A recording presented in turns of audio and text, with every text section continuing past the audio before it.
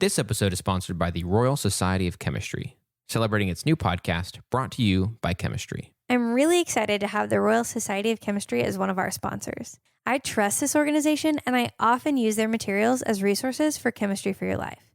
Brought to you by Chemistry is presented by scientist and comedian Dr. Alex Lathbridge and looks at how chemistry can make the world more sustainable, healthier, and happier.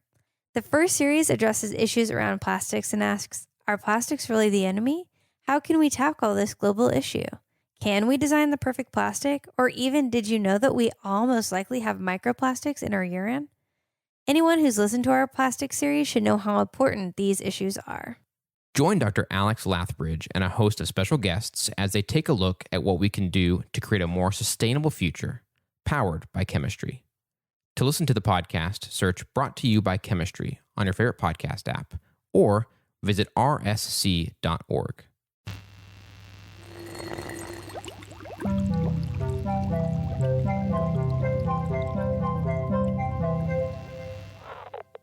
Hey, I'm Melissa. I'm Jam. And I'm a chemist. And I'm not. And welcome to Chemistry for Your Life. The podcast helps you understand the chemistry of your everyday life. Okay, Jim, so we're going to take a quick break from the coffee series. Okay. We're going to talk about something a little different. Okay. Does it taste as good as coffee? It doesn't taste at all, hopefully. Okay. Is it interesting? I think so. Okay. It's one of my favorite, most often thought about chemistry in everyday life situations, especially in the winter. Okay. Nice. So that's why I picked it. Okay. Also, I wanted to take a break because the chemistry of decaffeinating coffee is the next episode up, and it's a little bit more complex, and we had a very quick turnaround between recordings. Uh-huh.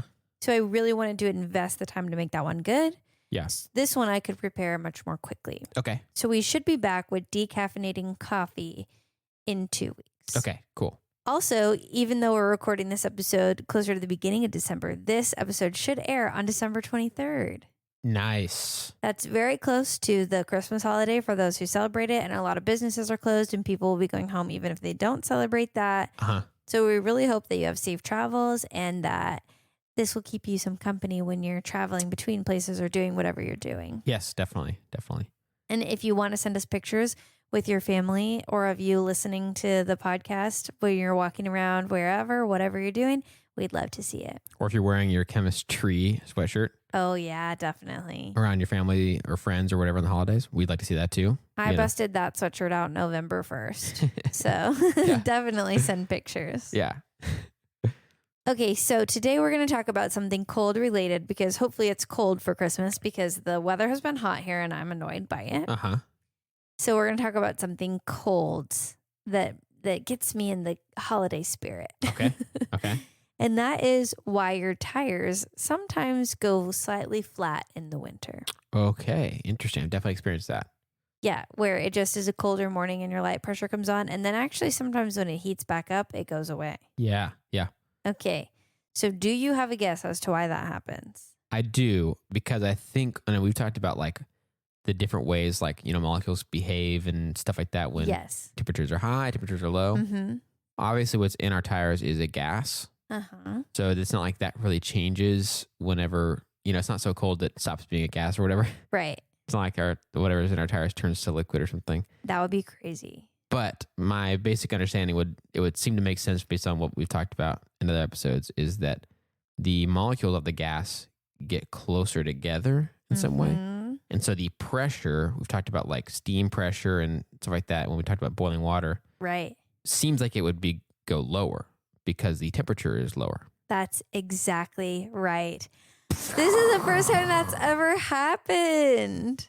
Whoa. Did you know that before this, or did you use what we talked about when we talked about water freezing and the sea level rising and that stuff? Did you take that and apply it to this situation? I think it's two things. I have the knowledge that we've talked about from the podcast specifically to explain it in chemistry terms. I also think as a kid, I've always known it's a rule that this happens when it's cold. So it's like your tires are going to go flat when it's cold. So it's something I kind of intuitively felt like it makes sense. Yes. But I would probably not have had the language to describe why without the podcast. Wow, we can quit now. I've succeeded. This podcast is over officially. Just kidding. No, I have more stuff to add to it, but that is excellent.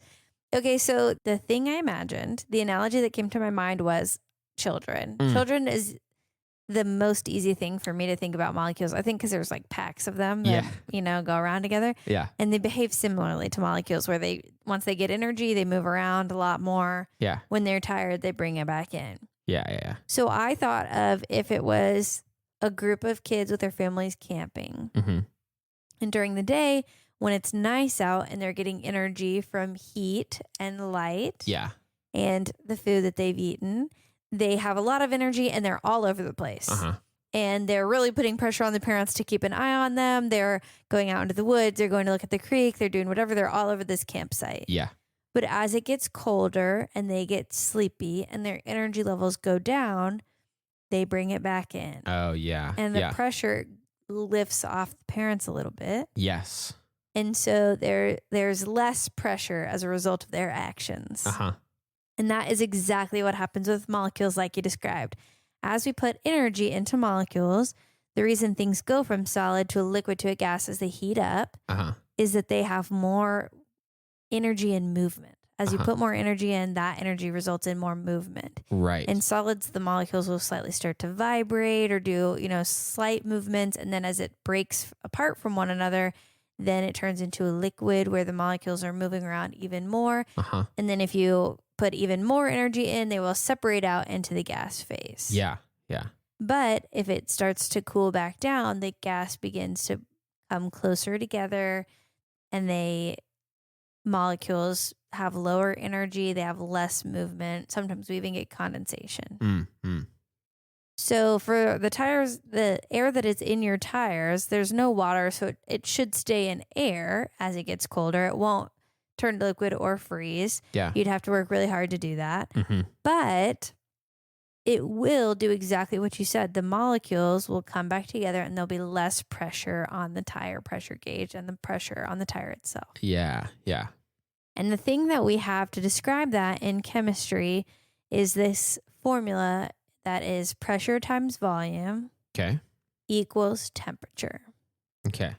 And you may have heard that described as PIV-NERT or something like that. And that's because N is the number of molecules. So if you're holding the number of molecules the same, the pressure and volume increasing is correlating to the temperature increasing. And then there's also R, which is a gas constant that is too confusing for you to worry about right now. Okay. But if pressure and volume go up, temperature also goes up. If temperature goes down, so does pressure and volume. Got it. Okay. So that is what's known as the ideal gas law. If you had a perfect gas that was going to act exactly the way that we hope it would, you can apply this perfectly. Yeah. In reality, gases aren't ideal. And so there's probably some other things that happen, but this pressure times volume is roughly equal to temperature is still true. Yeah. And you can see the tires deflate as the temperature goes down because of that. Now, if you want to do this at home and it's not super cold and you want to do it in a way that you can see, if you blow up a balloon, or because those are terrible for the environment, some other closed container that has flexible walls, like, I don't know, a stasher bag might do this, or if you have plastic bags that you can then reuse again and not only use once. Yeah. An airtight container with somewhat flexible walls, you can fill it up with your breath or something else and stick it into the freezer, and it should come out shrunken compared to what it was when you put it in. Yeah. Interesting. Yeah, so you nailed it. Wow. That's cool. Also, it's weird how some of this stuff starts to kind of make sense without knowing those equations or whatever. Yeah. The number of things we've talked about that are just true of chemistry and how molecules behave in different situations. And then how it's like, oh, this seems like this would be what happens. Right. Because we've known other ways they behave in other situations. Yeah. But that's kind of crazy. And also, it is frustrating too.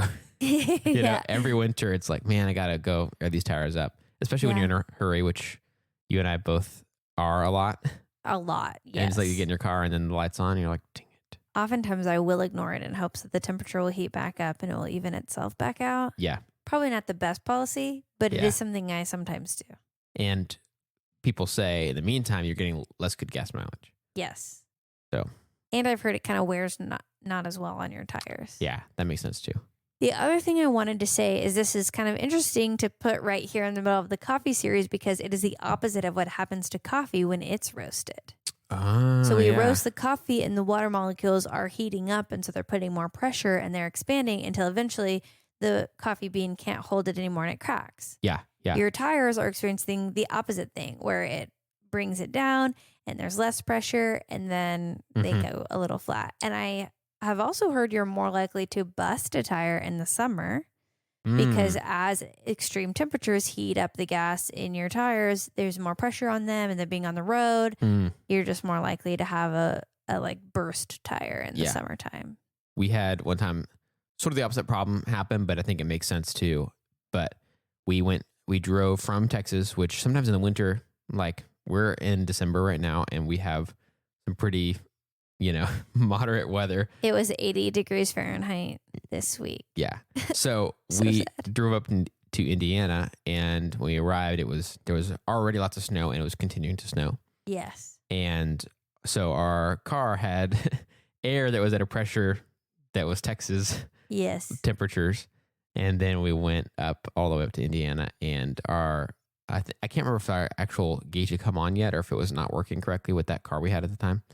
But one of our tires ended up like we got a blowout basically. And I think it was related because I couldn't find like a clear nail or something like that. I think it was already wearing anyway, but then it being flatter. And then I took the donut out of the back, and it was very flat. No. Because the air in it, of course, had the same problem. Yes. And we were able to put some air in it and stuff like that. But it was like a crash course in drastic differences of the temperature outside. Yeah, and I'm sure the drastic difference, even just on the tire going that quickly from one to another, probably was difficult too. Yeah. Wow. And I will say that's just something I've heard about the blowouts. That's not something that I know. Yeah. That's just something sort of chemistry off the cuff for you. So that's it. That's your little chemistry lesson that you can take with you, a little snippet you can take with you into the winter months. So normally at this point, I would explain back to you what I learned. But you started by knowing. But I started by knowing. So do I get a pass? Like, do I? Yes, you get a pass. You don't have to take the final exam because you succeeded in the earlier portion. Very cool. That's crazy. Like, what a first. I mean, there's a few times I've had a hypothesis going into an episode, and I've shared, like, is it maybe this? And it's not been, sometimes it's been partly right or on the right track or whatever, but this is the first time it's been pretty much 100%. Yeah. Yes, I'm so proud. I cannot describe the feeling of pride I have. Like, wow, we did it. Jam used the things that we learned and talk about chemistry in everyday life for the past 2.5 years, once a week. Yeah. And correctly made a hypothesis about the way molecules behave and the result of that in everyday life. And it makes my little chemist heart so happy. I'm so proud. Well, speaking of, you don't have to share this because, we already did. But speaking of happy things, what in your week this past week made you happy? Well, that was an amazing segue, Jam. Good job. I have this is a really good one. Oh, yeah? And I think it might help the listeners also who feel similarly to me. Okay. You know a little bit about this, Jam. But my husband and I typically have had a big chore day on the weekend where we do our laundry and all of that. And I was noticing that I was leaving the weekend going into Monday feeling like I didn't get to rest at all. It felt almost like I was just working. Yeah. And if we just had other events and we didn't do chores, then I was stressed because I wouldn't have clean laundry or whatever. So I found this person on TikTok. I think her name is Rosie. She's very popular on quote unquote clean talk. TikTok's about how people clean. Yeah. And she has a system she uses called the Flylady Method. And the system is you simply do one load of laundry every day and you clean the hard surfaces to clean, like your bathroom counter is what I picked, and your kitchen sink every day. And by doing that, your house stays at a higher level of cleanliness throughout the week. And you don't have for me, the big draw was I don't have to spend a whole day doing laundry on the weekend. Yeah. Instead, I've spent 15 minutes doing laundry during the week. Yeah. And the laundry is done Yeah. when you get to the weekend. And so it doesn't matter if this weekend we spent the whole weekend with other people and I have clean clothes. Yeah. It was very exciting. Yeah. So we've implemented that in our home where it's, a little bit different. She's a stay-at-home mom. I'm obviously a working non-mom, so our schedules are very different. But right, she has more laundry to have to wrangle a little bit. Which, I can relate to a little bit. But and I think the way they divide the labor in their household, her husband's less involved because he's working and she's home, so that it's a little different. Yeah, but we adapted it to our system. We've been doing a load of laundry every day, and then just sitting and talking while we fold it, which is kind of nice. Yeah. And then at the end of the day, we always make sure our sink is cleaned and we always make sure that the bathroom counter is wiped down. And then our house stays clean. And then we just spend 1 hour cleaning on the weekend or at the very beginning of the week to do those peskier tasks like cleaning the toilet, wiping down the shower, those kinds of things, vacuuming, mopping. We do that. And it only takes 45 minutes to an hour. Yeah. And it has worked out really well for us. Nice. That's awesome. Just very cool. Want to encourage people if they are feeling like they're spending their whole weekend cleaning and they don't know how else to fit it in, there are other ways. And you can email us if you want to hear more because I love sharing about things that work well for me. Yeah. There's definitely a way. There's a way to not hate your weekends. I know. It's crazy what a difference it's made for my whole work week. I start Mondays not feeling tired. Yeah, that is huge. So, and it's given me more freedom to just randomly see friends because there's not so much chores that we have to do on the weekend. Yeah, that's great. So it's been very good. I strongly encourage it. And there's even more to the system that we haven't gotten into. Like you can do zones of deep cleaning, but we're just working the main system for now. And it's made a world of difference. Nice. That's awesome.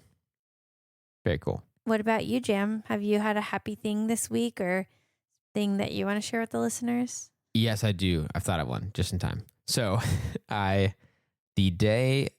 Thanksgiving time week, whatever, a few weeks ago was mostly busy, but not in a bad way. Mm-hmm. But I had one day basically between that break ending and work starting back where I had some time just to myself. Wow. And it also happened to perfectly line up with the release of the Beatles Get Back documentary series. And you love a good documentary. I love a good documentary. That's what you studied in school. I studied in school and I love the Beatles. And we don't talk about music a ton on here, but gosh, I love me some Beatles. So I watched that basically over the course of a day and a half, watched the entire series. Now, I did take a lot of breaks because it's long. I mean, like each episode's pretty long, but I would like watch half of one and then go do some stuff or whatever. But oh my gosh, if you are a Beatles fan a little bit, there's so many little gems and little cool things in this documentary series. It's about what's technically their final album that came out, and they had a documentary crew following them. And they released a film back in the day, back in 1969. Yeah. Just called Let It Be. And it was not a bad movie, but it was very truncated, very compact. Right, because it was just a movie. Just one, short little. But there was about 60 hours of footage and about 150 hours of audio. And so Peter Jackson of Lord of the Rings fame has spent like 4 years. Has spent like 4 years digging through all the stuff, syncing it all together, and created this basically 3-part, basically a trilogy. You know, the man loves trilogies, and it is very interesting. Wow, that's so cool. So I watched that. If you're someone who likes the Beatles and you have already watched it, please email us. I'd love to go back and forth and nerd out about it with you. And if you haven't and that kind of thing interests you, definitely check it out. It's on Disney Plus. I wish I could just share my login with everybody so that you don't have to pay for anything if you don't already have it. But definitely check it out. I think you will like it. And there's just something about the world of music and the world of me already liking documentaries. Yeah. Coming together in that. Ooh, that's satisfying. This series was like such a nice treat. Wow, that's a fun one. Yeah. It's a little different than your usual ones. I loved that. That was really fun. I could talk all day about that. So that's why I was like, I got to wrap this up. Got to tell you guys just to email me so we can nerd out about it more. That's fun. That's really fun, Jam. Thanks for sharing that. And thanks also for using your chemistry knowledge, Jam, to predict how molecules will behave. That is my dream as a chemistry education person. Oh, what a delight. So thanks for that. Anytime. And thanks to all you listeners as well. We literally could not do this without you. This is such a fun thing that we get to do week in and week out. And we really hope that you all have a great holiday, a safe holiday with your family. And we'll see you all back here December 30th. And thank you for teaching us and for teaching us many, many chemistry lessons that have culminated in the ability to guess correctly about one of these. And if you out there, listener, have a question or an idea or a thought about something chemistry related in your everyday life, like this one, which is very everyday, like, man, why are my tires flat? Why is my pressure light on? Or whatever. Then please reach out to us on Gmail, Twitter, Instagram, or Facebook at Chem for Your Life. That's Chem, FOR, Your Life, to share your thoughts and ideas. If you'd like to help us keep our show going and contribute to cover the costs of making it, go to ko-fi.com/Chem and donate the cost of a cup of coffee. If you're not able to donate, you can still help us by subscribing on your favorite podcast app and rating and writing a review on Apple Podcasts.